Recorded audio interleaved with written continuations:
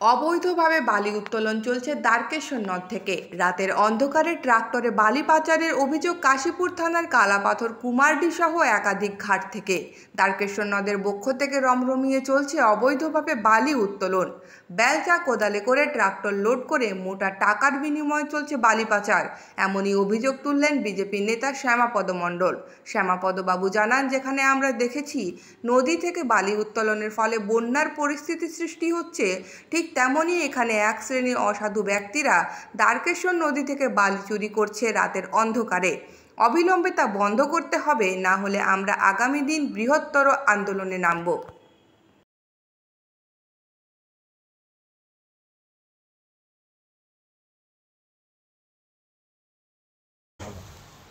আজকে আপনারা দেখতে পাচ্ছেন যে সোনাতলি অঞ্চলে কালাপাথর এবং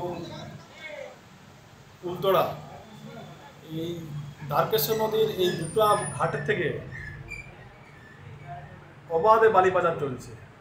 রাত্রিবেলায় প্রশাসনের নাকের ডগায়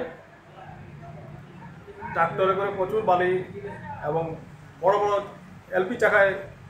এলপি গাড়িতে আপনার লোড হয়ে সেই গাড়ি বাইরে পাচার হচ্ছে বালি।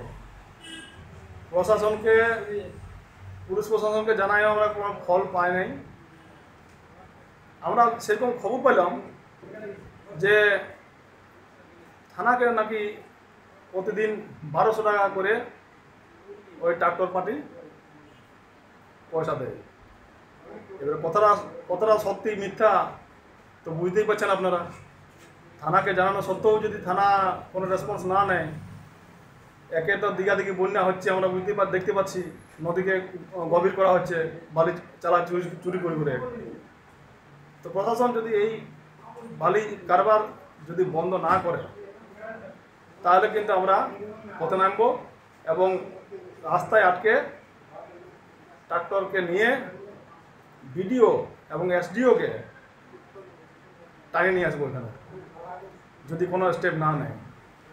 থানা তো কোনো শুনবেন নাই, ওনারা তো পয়সা পাচ্ছেন, টাকা পাচ্ছেন, আর কি দরকার আছে ওনার।